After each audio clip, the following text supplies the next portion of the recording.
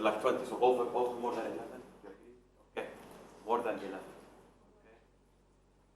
Al-Hubb, Al-Mahabba, Wal-Wud, you name it. But it tells you something about the language. It's very emotional language. Okay.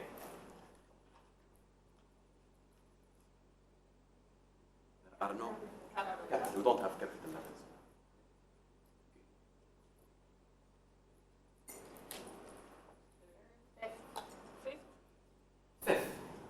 Fifth, you've got English, Chinese, Spanish, Hindi, and then still is fifth.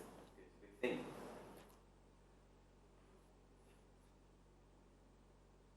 Poetry. Yes. Oh, good. That's a controversial one. Debatable.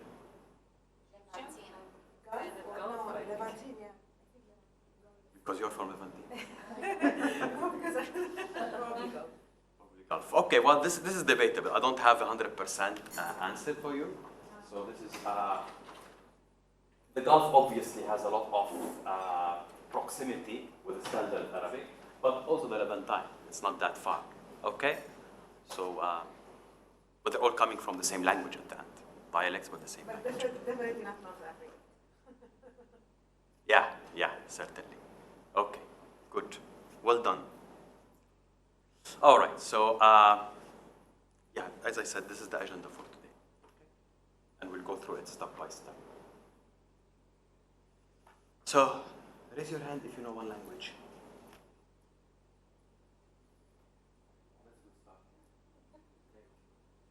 Two languages. Good. Bilingualism here. All right, this morning. 3 languages. Good. Amazing. 4 languages. What do you know? Speak English, Spanish, Hindi, Hindi. Okay. Oh, wonderful. All right. Great. So we have a lot of languages here. Wonderful. Okay, I'm going to say Fusha. Another language. Is that better? And this is debatable as well. No, it is. In the States, there is a lot of discussion now about Fusha versus dialect. Are there 2 separate languages? They should be taught as one. And there is a lot of studies, actually contradictory studies. Yes. So that's an interesting question. Okay, so let's think back, as you know many languages, think back about your language experience when you were a student at school. Go back now, a few years ago, and think about whether it was your first language or a second language. Think about what helped you learn this language effectively. And what didn't help you learn it well? What were the challenges? Exchange with the person next to you. Have a like 30 seconds conversation. Okay? What helped you learn it well? Or the person behind you? And what was challenging?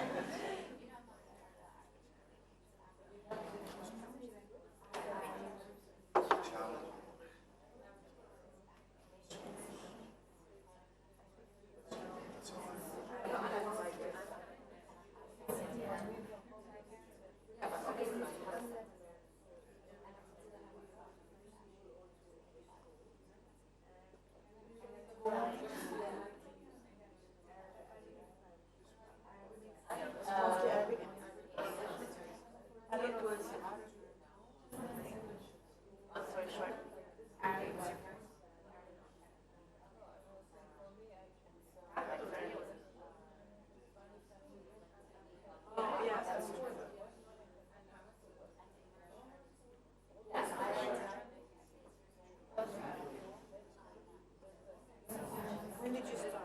I think it was like for me, English started at the age of 6. I don't remember.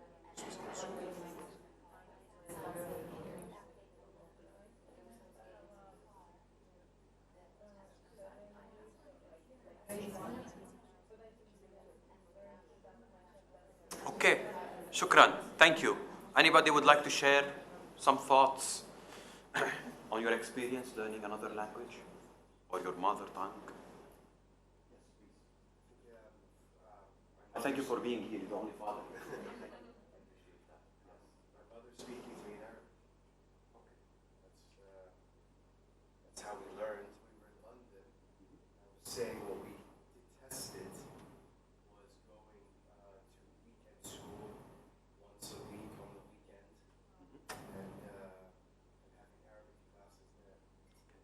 So those two things helped. run away, my brother and I. That's where we had difficulty learning reading and writing. But the fact that your mom spoke with you at home helped you. Yeah. Yes. Okay. All right. Good. Any other experiences? Yes. I learned Arabic at 8 years old after the Gulf War, so we went to Oman, where everything was Arabic. So I remember my mom pointing out, what does that sign say? What's that plate number? And it was those games that taught me how to read. And then other times it was, how do you say, where's the bathroom?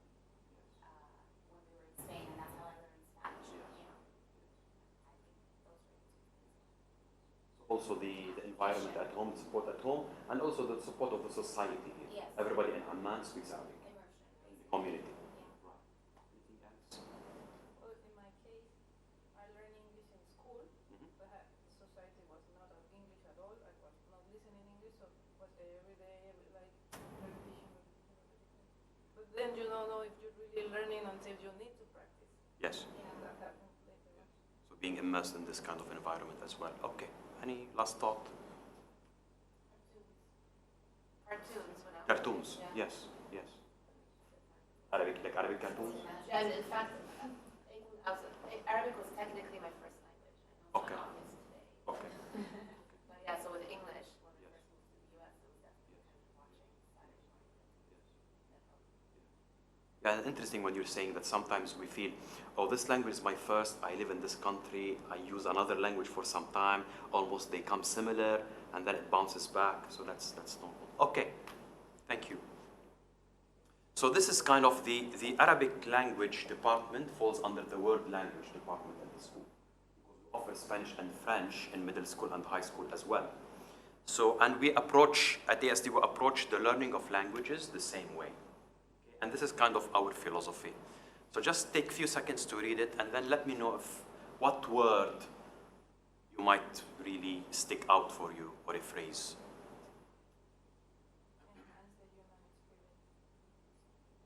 Sorry? Enhance the human experience, yes. And we tell our kids this way, that you're learning a language not only for you, but also to learn about others and try to connect with them. Anything else? Inspire learners, yes, that's in our mission statement as well.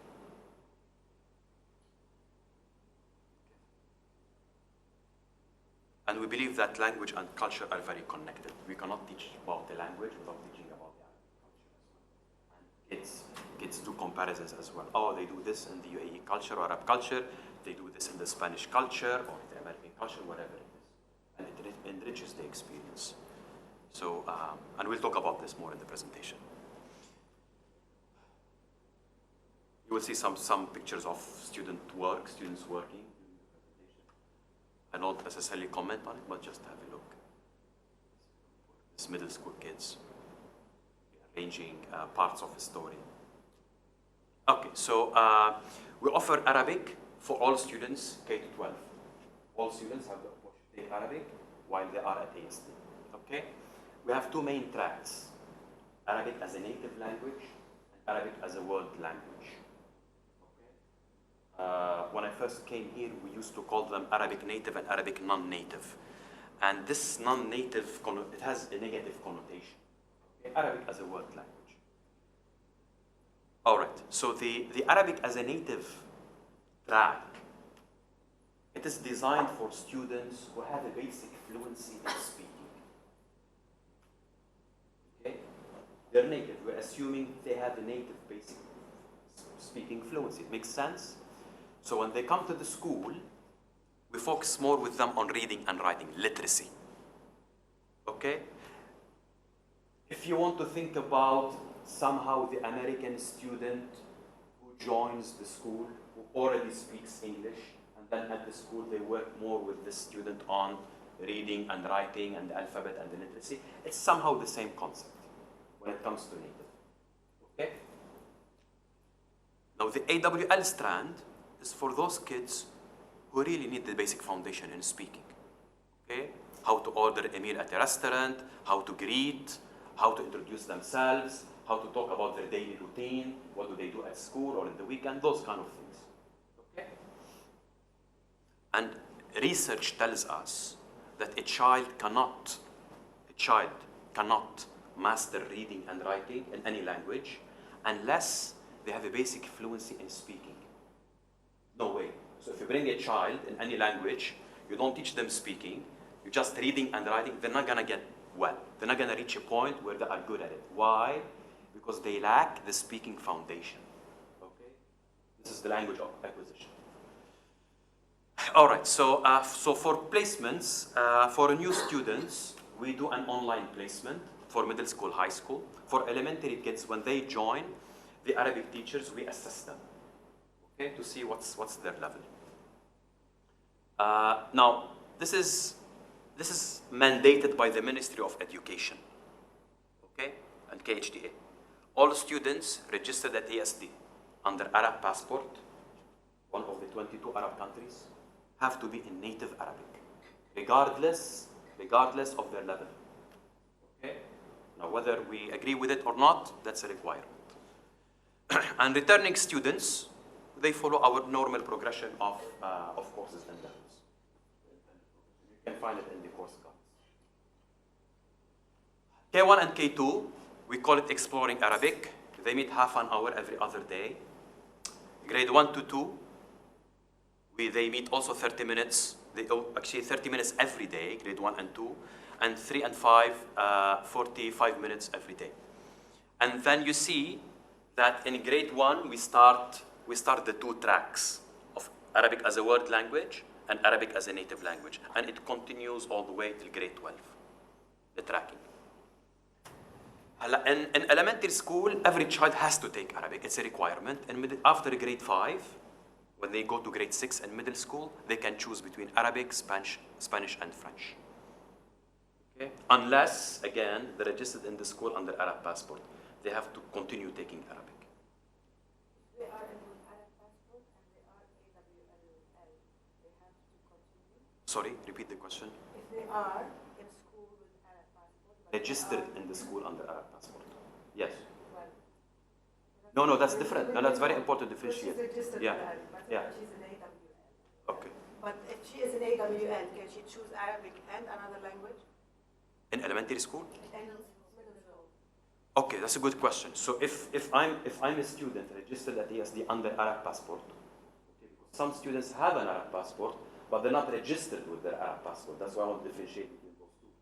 So if I'm Lebanese, registered under my Lebanese passport ASD, I have to be in native. In that case, I can, after grade 6, I can take another language, Spanish or French. After grade 6. In that case, she's going to jump from AWL to have to be. Well, she cannot. If she is registered in the school under Arab passport, I cannot be in AWL. And then Arab as a word language. But in middle school, she has to go to Arab as a word. If I am registered at the school under Arab passport, I cannot be in Arabic as a word language. It was from the beginning. I have to be in native. She's in Arab as a word language. And you just under Arab passport? Impossible. Impossible. I checked the list 2 days ago, student by We student. talked about that, Mazen. Yeah, but she's not at the school. She's Okay, Arab we'll talk about passport. that later. Impossible. Impossible. No, we talked about that. We talked about that. We talked about that at the beginning of the year. Which grade? Her residence is under the Lebanese passport. Which residency? Again, if I check the system, the power school, it means it's showing me non-Lebanese passport 100%. We can follow up on it. Yes, that's fine. Okay, good. So what you're saying, if they are in ALL, and in grade 6, they can have another language in addition to the Arabic, or after grade? After grade 6. Oh, not grade. After grade 6, they can have Spanish and French as well, yes. Regardless have- of whether you're A and L or No. AWL. That's not what I said. So only A and L. Only A and L. Why? Why? Because then their A and L is considered as a main subject. Because they have to take it. This is the philosophy behind it. Because they have to take it, then it's not considered as another language. It's considered one of the core subjects. So to give them the opportunity also, because they have to give them the access also to learn another language. That's the idea behind it. So in grade 6, They have the option. you can't do another language if you're native. You can only start it in grade 7. Yes. That's Yes. for those, and only Yes. for those in native. Okay. All right. And would the Arabic then, starting grade 7, would it be compulsory or To it's who? an option? To the natives, to the ones with Arab passports. It continues to be compulsory until they graduate. Okay. Yes. Until we tell them, good luck. Yes. Let me just rephrase the question. Yes. If someone is in AWL, grade 7, can they take a second, like, No. French? No. It's not even an option. No. Oh, No. why? This is the structure currently. Because they have to satisfy other requirements and other subjects. Language, and if Yes. it's Arabic or French, Yes. they have to. Yes.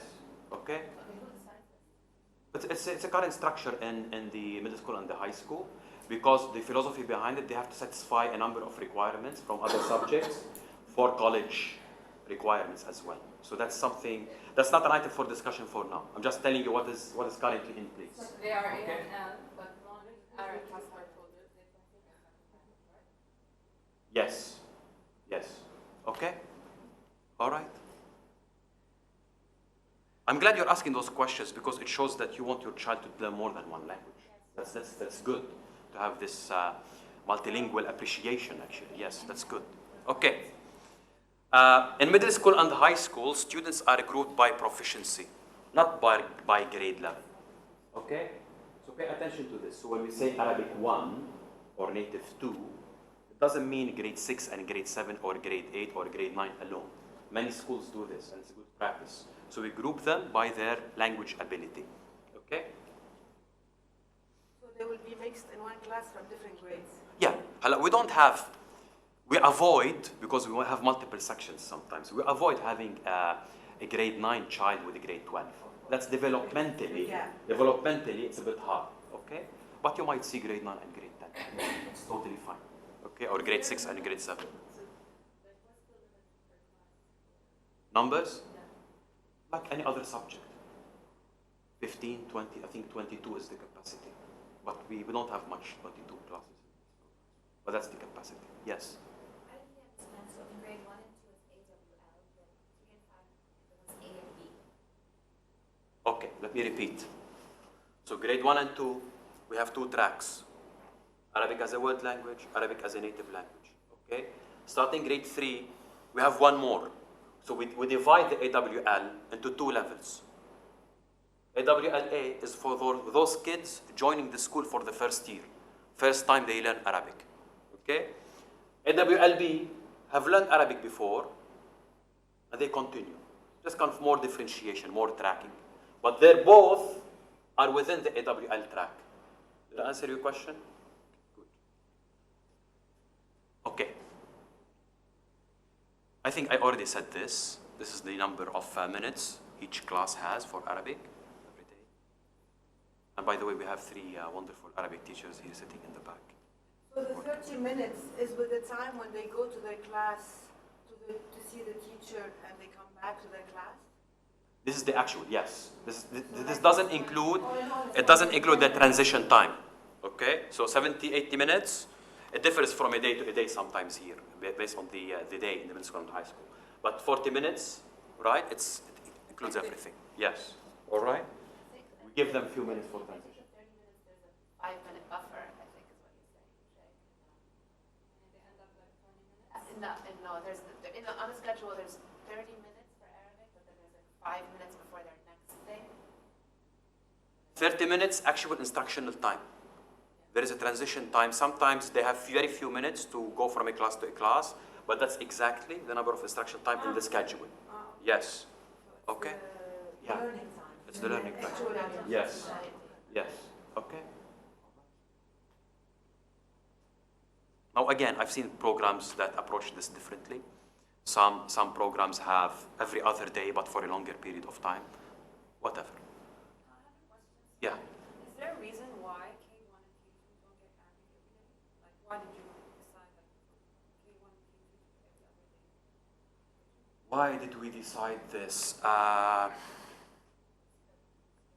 The K1 and K2, we call it exploring Arabic, and there is in their structure for Arabic, the homeroom grouping plays a big part in that. So, and it's also recorded to staffing as well. We have 3 Arabic teachers teaching K1, and we have 3 Arabic teachers teaching K2. And each Arabic teacher has 2 groups of KG, so they have to alternate as well. So it's a scheduled thing, it's a staffing thing. It's related to homeroom as well, because in Arabic, the K1 and K2 are grouped based on their homeroom. So for example, Miss Sarah, she will have this homeroom teacher group coming to her class, and etc. For social and emotional support. You don't feel that they are different. Okay, so let's talk a bit. I'm going to give you a brief overview of the curriculum, of the native curriculum and the Arabic as a word language curriculum. I don't go into much details with parents about the curriculum terminology. We do this with teachers, but just to give you an overview, okay? So, like any other subject at ASD, we're a standards-based school, so we have learning targets for each proficiency level, okay? Learning target meaning, okay, by the end of this year, what students should be able to do, and they should do in regards to Arabic. And those learning targets, when we plan, when we assess, when we teach, we think with this end in mind. What do we want the child to be in June? So, for example, if we think of AWL1, and that's a course we offer in middle school and high school, Arabic 1 or AWL1, we have learning targets for each language skill, okay? And we phrase them in a can-do statement, so it's more like the student is talking. I can do this, okay? And based on those, we plan, we teach, we assess, we evaluate. I'll talk more about the proficiency levels in a minute.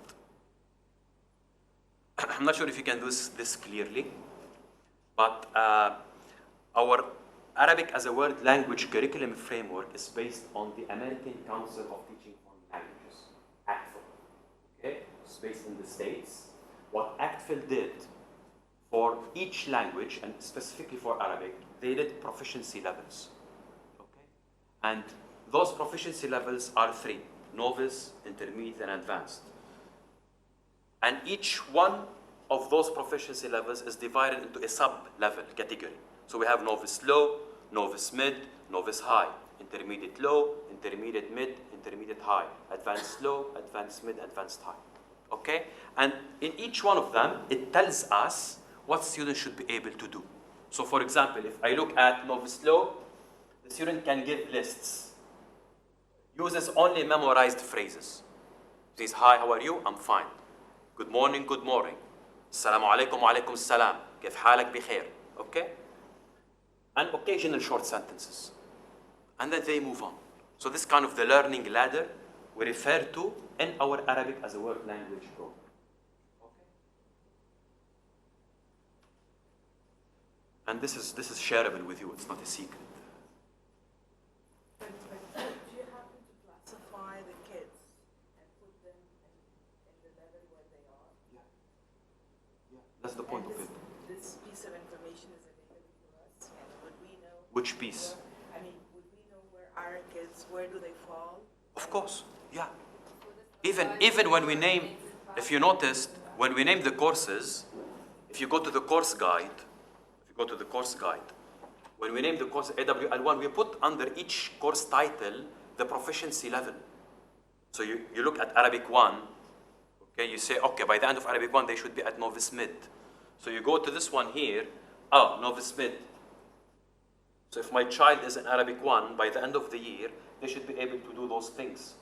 Speak in lists, whatever.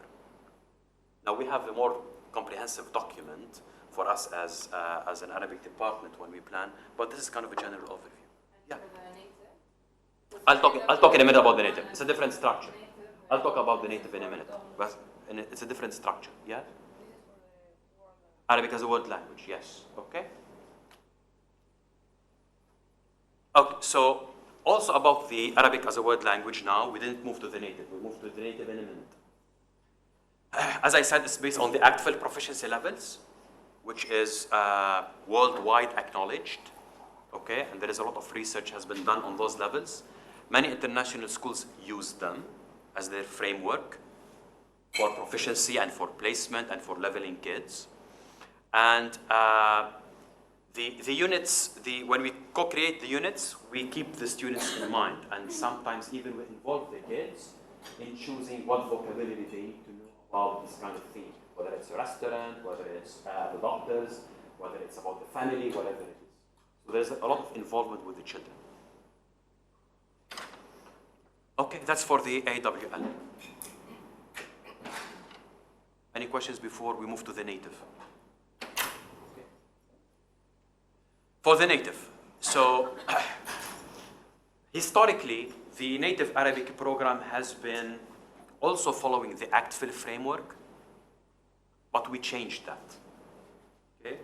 Starting this year, we changed to uplift the learning of our students in the native program. We said we're not using the ACTFL framework with them any longer. Okay? So what are we using? We are using the Common Core English Language Arts standards. So what they currently use in the English Language Arts class at ASD, we're taking that as our guide, as we guide our units and our learning activities for the native track. This is this year. Starting this year. Okay? How long was the ACTFL for Arabic as a word language. How long was that? Forever. So, now we partnered because we understand that we need to do many things at the same time. It's not only saying, okay, we adopted the English language arts and then everything is great. We understand it's a process and it takes time and we need to be ready for it as an Arabic department. So when we looked at, okay, where do English language arts teachers get their information and training to learn more and to implement the Common Core standards in English? And it's Columbia University in the States, okay? And then we discovered that Queen Rania Teacher Academy in Amman does the same training in Arabic, okay? So as an Arabic department this year, we started training with them. We brought a trainer from there to teach us more about the reading, writing workshop, how to implement the English language arts standards in the Arabic class, okay? Teacher Academy. Well, that's a good question. The Common Core, when we looked at the Ministry of Education standards, okay, in the UAE, and the Common Core English Language Arts standards, do you think there was similarity? Of course there was similarity. This is almost taken from here. Okay, translated to Arabic with some Arabic flavor. Okay, because it focuses on literacy. So there is a lot of alignment between both. All right. So hopefully this will make KHD also a bit happy. All right. So that's it for the main approach now for the native program. Okay. Sorry, can I ask a question? Yes. It's literacy focused. Yeah. Does that mean there's not going to be Arab? Or is that part Did I hear Arab? Yeah. Did I hear that well? Arab. Okay. يعني بدنا نتعلم مثنى جمع. لا, that's different. لا, let's be clear. Let's be clear. If you're hearing this is an Arabic word, Arab means in English it's not morphology. It's grammatically knowing the position of the word in a sentence, in a context. Okay. So قواعد grammar, functional grammar in context. Yes, we teach. Okay. Arab, memorizing grammar rules. No, we do not. Okay. I feel like Arab actually helped me understand Arabic. I don't agree with you.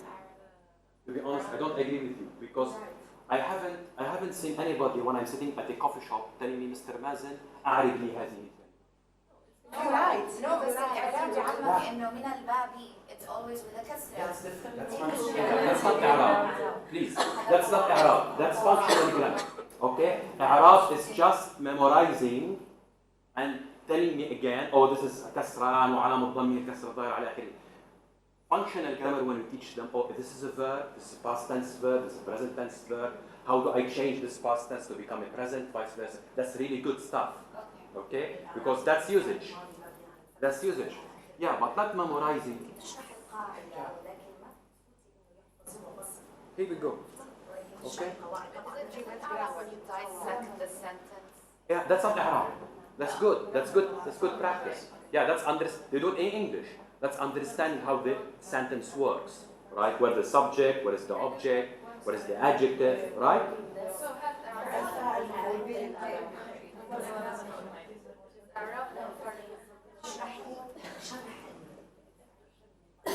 Even in those countries, recently, if you see their national exams, they're shifting from Arab that is just based on memorizing, because you have students telling you, what does this mean? Okay? So, it's better. But then there is a thing also about learning languages, and you see it a lot in English classes here at school. They don't overwhelm the kids with the terminology. I might teach the child the direct object and the prepositions or whatever without naming it. I don't have to name it and overwhelm him with all those terminologies. But that's like saying you only want to teach the children the very basic, even in English. No, I'm not saying this. It's like Newspeak in 1984. I don't know if you're familiar with the book. But it's like you're trying to simplify everything. You don't want to even teach them the terminology. I don't think it's bad to... That's not what I said. I remember at my days in school, we used to do like 7 hours of Arabic a week. They don't have to. They don't have. What do you remember now from the grammar terminology? I give you a test now. What do you remember? It's more than 7. If I test you now in grammar terminology, what do you remember? I actually, personally, I just translated an English children's book to Arabic. Yeah. And if I hadn't taken so much Arab, I I would completely agree. not Not Arab. be able to do You've taken good functional grammar, not necessarily Arab. No، لأنه الإعراب هو اللي بيساعدك تحفظ القوانين. يعني أنا لما بدي أركب جملة مفيدة بحركاتها مضبوطة، لو مش متعلمة إعراب ما بعرف أعملها. وبعدين عنا مثلا ركض، راكد، the base of the word. That's not Arab. I think you're mixing functional grammar with Arab. Okay, can you give me an example of how you would do it in a class? Do what? القواعد مش إعراب. Do what? أعطيني example of أي نوع من القواعد اللي بدرسه بالضبط. Okay, I want to teach the past يعني tense. مثلا مثنى، خلينا نحكي مثنى أو Okay, جمع. I bring them two objects and keep pointing two objects and keep pointing at it and they repeat after me and then I give them other objects and they have to name it with the ya and noon without naming the word كيف مثنى. يعرفوا الفرق لما يكون ألف نون ولا ياء ونون؟ This will come at a later stage. This will come at a later stage. I will tell them if there is a fee. Arab is you take a phrase and you dissect it. Please don't. Our aim is to make Arabic exciting and interesting and functional. We don't want to go back. We don't want to go and but we don't want to go back to focus on the details that they might never use. That was a detail, for example, is it normal in grade 2 that my daughter doesn't know, there's That's a different issue. That's That's not to do with Arab. doesn't know that there's female and male. But this is a good point. This is a good point, but this doesn't have to deal with Arab at all. This is functional grammar again. Okay. Shall we continue? All right. Because we have more information to share. Okay, fine.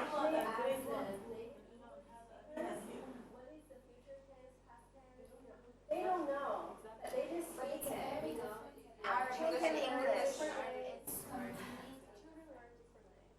Trust the educators. That's what I want to say. I Please would trust the love to educators. trust the educators, All but right. our We want to kids make are Arabic speaking engaging and Arabic, interesting. you guys And can't if I ask a child now to come to the board and give him Arab, he's gonna shut down. Okay, let's be honest. All right, because I was a student and I shut down when we مظبوط ولا لا الإعراب؟ طيب. Okay. Yeah. Later in school, you're going to see that the curriculum for English is also very different than when we went to school. Right. There's less poetry, the curriculum is changing. It's because they're realizing that the skills that the kids need in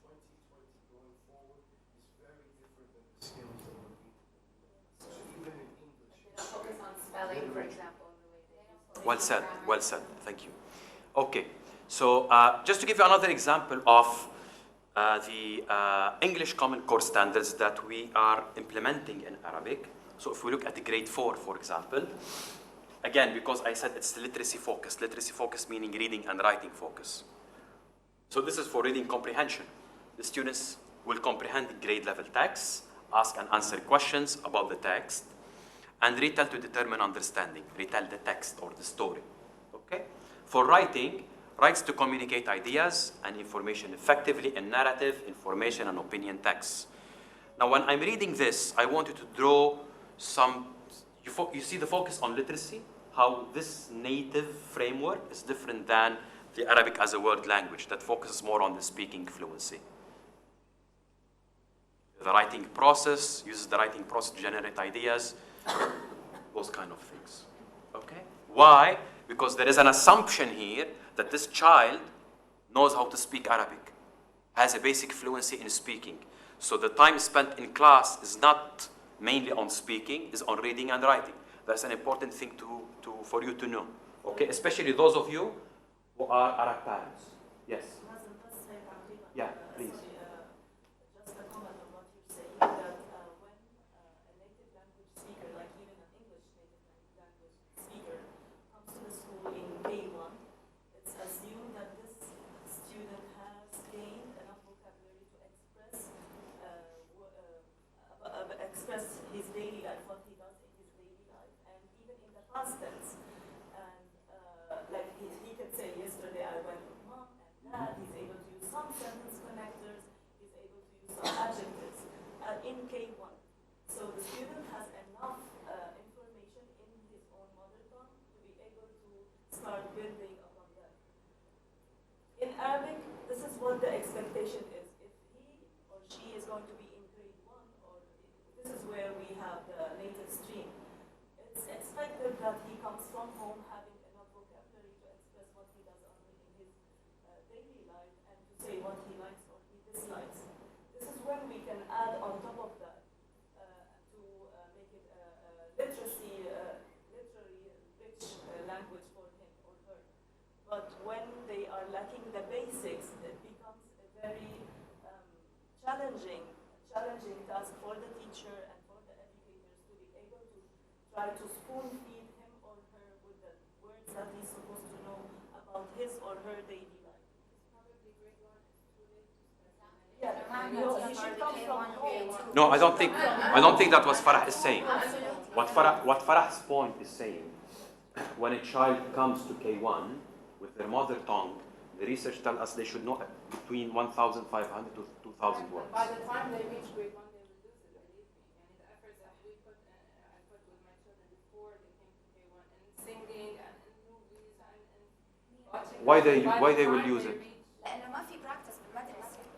Is it practice at home as well? Overall, the influence of the environment. They will never They lose. do. كلمة كانت ما تحكي غير عربي وهي صغيرة ولا حاجة. لأنه في pressure around her also. There are a lot of studies that says pressure around them.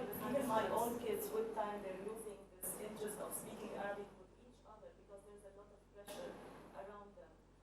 It's kind of not very cool to speak in Arabic. My daughter doesn't feel that way. I'm going to take a step back because I think this is getting a little bit out of control. Language acquisition window plummets at the age of 6. I mean, this is like common language. Yes, my daughter came from a bilingual nursery. We only speak Arabic at home. And she did lose her Arabic, and not because she doesn't love it. She loves Arabic and asks to listen to Arabic music, etc. I agree there's something that we I think, are going to keep working on to try and capture this point, number 1. Number 2, we're talking about, being native speakers, etc. There are lots of kids who are slipping through the cracks because they're neither here nor there. And that's something else that we need to kind of deal with as a reality as a school. Just because a kid is between these two levels doesn't mean that we shouldn't try and enrich their lives and capture that wave of their learning Arabic. Number 3, when we're talking about, do they speak at home? Let's face it, Fusha is a different language than what we speak at home. It is, to say, Mazen, you said yourself that you have to speak a language to be able to read and write it. مين بيحكي فصحى? Like who speaks Fusha at home? So like Yes, you have to deal with I that think reality. I hear what you're saying. But I think back to Farah's point.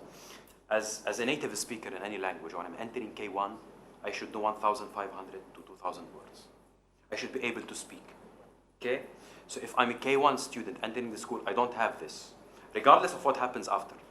If I don't have this as a starting point,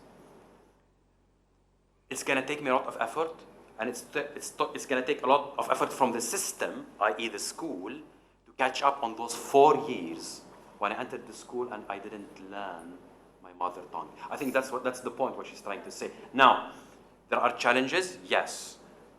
Is the home environment very important to continue supporting? Yes, but this is another issue. Okay, let's move on. Okay, Arabic program events this year. This year we're introducing a new certification because you know there is AP for many subjects and for many languages, Spanish and French. You know the AP, Advanced Placement Exam in high school. Have you heard of it? Okay. We do not have AP for Arabic, but we have something similar now that we are implementing this year. And it's endorsed by College Board, the same institution that endorses AP, Spanish, French, Arabic, economics, you name it. So, but it's a different name. It's called Arabic NUL. They didn't name it Arabic AP. We're really excited about this because it gives a credibility to an endpoint to our Arabic program. This is high school. So it measures the 4 skills, like AP, French, and Spanish. It's AP style, so the reports, the results, can go to universities, and students who choose to do this exam and pass it, they can get college credits for it. Okay, so that's very important. More than 6,000 universities and colleges now acknowledge and recognize the Arabic NUL. All right, so it will take place. High school, yes, grades 11 and 12. Those who have successfully completed Native 3, okay, and beyond, or Arabic 4 and beyond, are eligible to do the Arabic NUL. It will take place in April.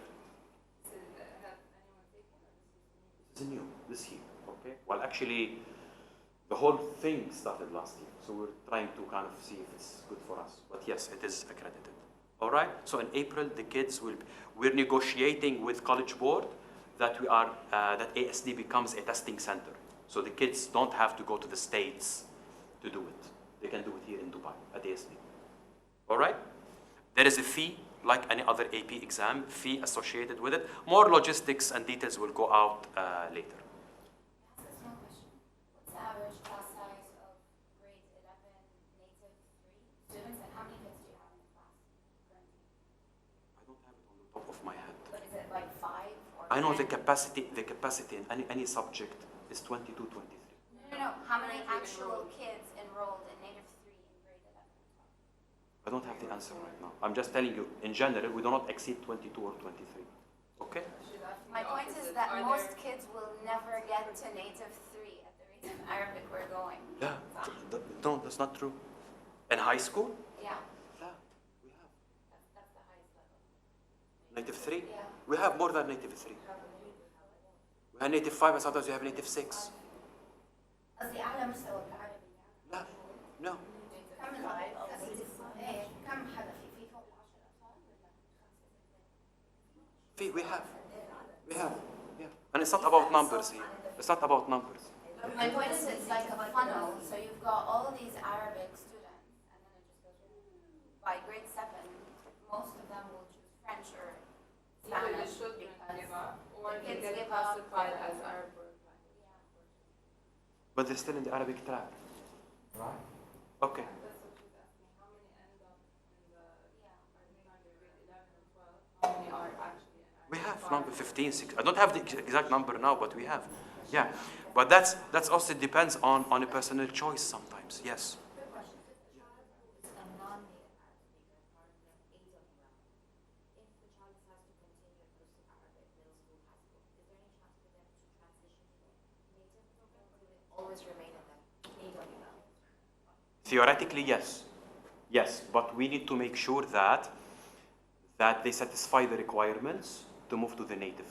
By that I mean they have improved, Okay, their proficiency level in Arabic has improved to a point where we say, oh, you're welcome. We're comfortable now in placing you in native.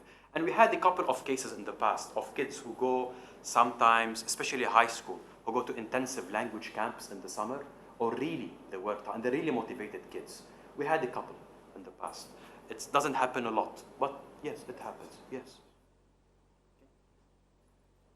So this comes some kind of Arabic, whole program Arabic events. Some of them are more centered to elementary, like this one.